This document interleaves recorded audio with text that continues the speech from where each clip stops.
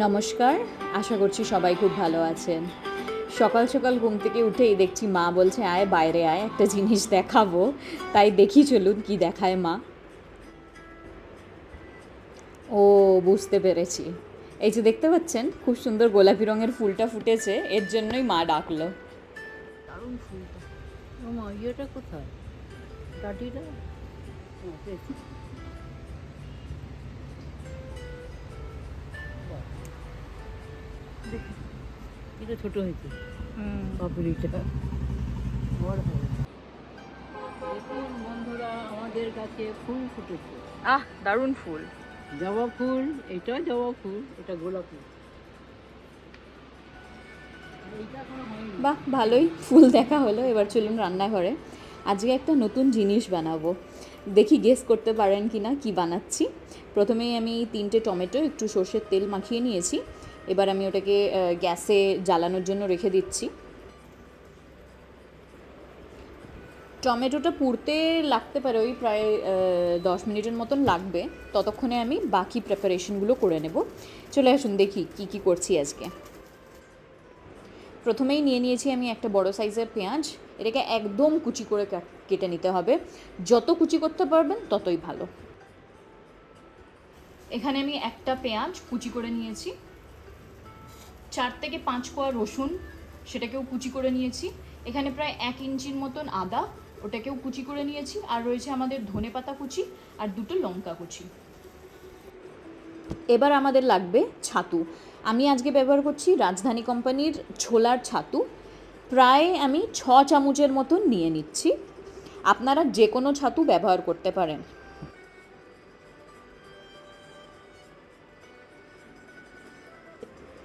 এবার আমরা ছাতুতে কিছু মশলা মিশিয়ে নেব। প্রথমেই আমি নিচ্ছি জোয়ান। জোয়ানটাকে একটু হাতের তালুতে ভালো করে ঘষে নিলে ফ্লেভারটা খুব ভালো আসবে। তাই প্রথমে একটু জোয়ান আমি ছড়িয়ে দিলাম। এরপর দিলাম আমি কালো জিরে। কালো জিরেটা আপনি নিজের মতন দিতে পারেন। এবার যে কুচিয়ে রাখা পেঁয়াজগুলো রেখেছিলাম সেটা দিয়ে দিচ্ছি। তারপরে আমি দিলাম রসুন কুচি আর আদা কুচি। এবার দিচ্ছি লঙ্কা কুচি আর ধনেপাতা কুচি। ধনেপাতাটা আমি একটু বেশিই দিলাম, আমাদের বাড়িতে সবাই ধনেপাতা খেতে খুবই ভালোবাসে। এবার দিচ্ছি স্বাদ মতো একটু নুন, কম বেশি আপনারা করতে পারেন। এরই মধ্যে দেখছি টমেটোটা প্রায় পুড়ে এসছে, তাই এপাশ ওপাশ করে একটু ভালো করে জ্বালিয়ে নিচ্ছি।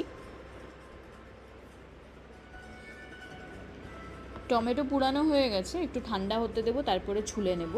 ততক্ষণে আমরা ছাতুতে যে পেঁয়াজ ধনেপাতাগুলো মিশিয়ে রেখেছিলাম তারই মধ্যে একটা বড় লেবু চিপে নিয়ে নেব, লেবুর রস। আপনারা যদি টক কম খেতে পছন্দ করেন তাহলে অর্ধেকটা দিতে পারেন। আমি এখানে একটা গোটা লেবুর রস দিলাম। এবার আমরা আচার দেব। যে জিনিসটা বানাচ্ছি আশা করছি এতক্ষণে আপনারা নিশ্চয়ই বুঝতে পেরে গেছেন। এটা হচ্ছে ছাতুর পরোটা বানাচ্ছি। তো যে ছাতুর স্টাফিংটা, এটাতে মূলত আমের আচারই ব্যবহার হয়, তাই আমিও আমের আচার ব্যবহার করছি। আপনাদের বাড়িতে যদি না থাকে তাহলে আপনারা যে কোনো আচার দিতে পারেন। আমাদের একটু টক বেশি পছন্দ, তাই আমরা 4 চামচের মতন আচার দিয়ে দিচ্ছি। এরপর আমরা উপর থেকে একটু সর্ষের তেল দেব। এটাতে খুব ভালো ফ্লেভার আসবে, একটা ঝাঁঝ ঝাঁঝ ফ্লেভার আসবে। এবার সব কিছু ভালো করে মিশিয়ে নিতে হবে। আমি প্রথমে চামচ দিয়েই মিশিয়ে নিচ্ছি, তারপরে হাত কিন্তু লাগাতেই হবে। হাত দিয়ে ভালো করে না মাখলে স্বাদটা কিন্তু ভালো করে আসবে না।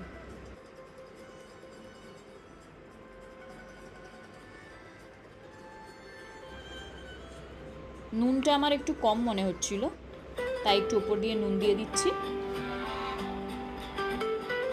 আরেকবার ভালো করে মিশিয়ে নিচ্ছি।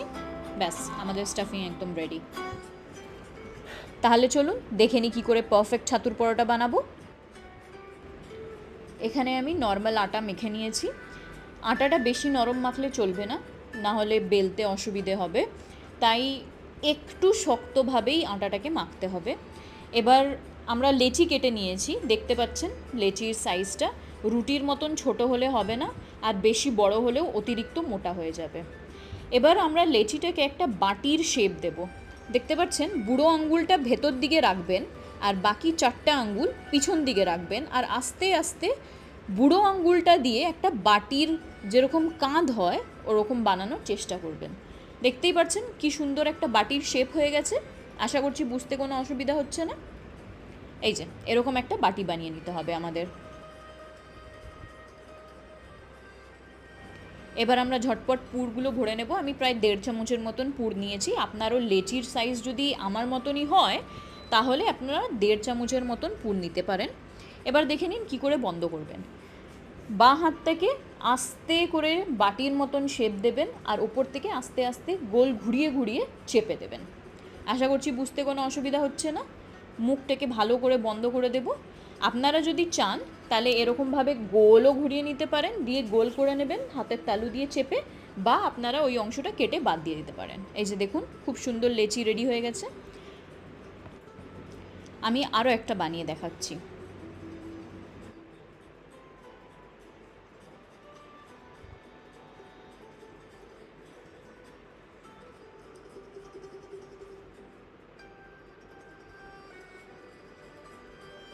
এই যে আমাদের বাটির শেপ হয়ে গেছে।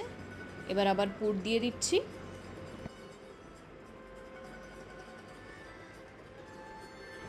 আঙ্গুল দিয়ে একটু চেপে দিলাম, দিয়ে এবার মুখটা ভালো করে বন্ধ করে দেব।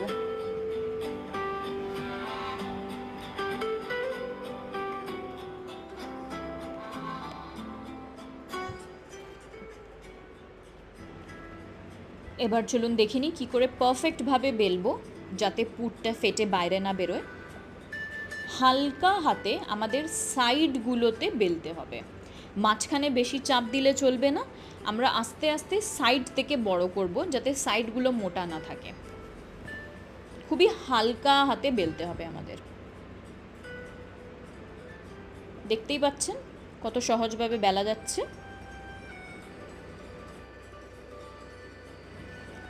এরকমভাবে বেললে খুব ইজিলি স্টাফিংটা চতুর্দিকে ছড়িয়ে পড়বে, এক জায়গায় জড়ো হয়ে থাকবে না। যখন পরোটা খাবেন তখন দেখবেন যে কোনো অংশ দিয়েই ভেঙে খান না কেন, ছিঁড়ে খান না কেন, আপনার মুখে স্টাফিংটা ঠিকই পড়বে আর একদম পারফেক্টলি কুক হয়ে যাবে। এই যে দেখুন কত পারফেক্টলি বেলা হয়েছে, আর কিন্তু পুর কোনো জায়গা থেকেই বেরোয়নি। এবার আমরা পরোটাগুলো এক এক করে ভেজে নেব। একটা তাওয়া বসিয়ে দিলাম, ভালোই গরম হয়ে গেছে। এবার আমি বেলে রাখা পরোটাটা দিয়ে দিলাম।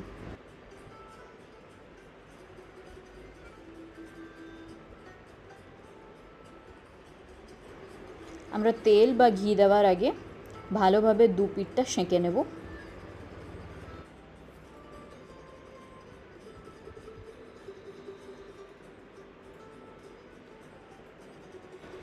এই যে দু পিঠ ভালোভাবে সেঁকা হয়ে গেছে। আমি ঘি দিয়ে ভাজছি, তাই 1 চামচের মতন ঘি ভালো করে এক সাইডে লাগিয়ে নিলাম।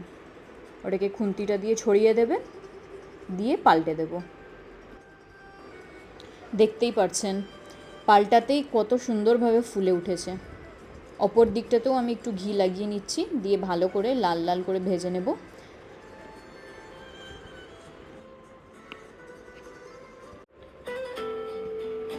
এই যে আমাদের একটা ছাতুর পরোটা একদম রেডি।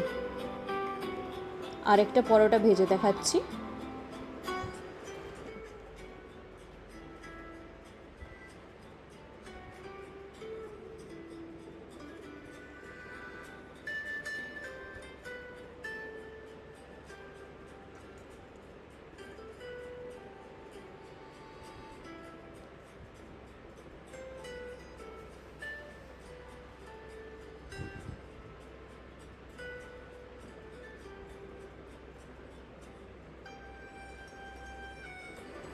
এই যে আমাদের দ্বিতীয় পরোটাও একদম রেডি।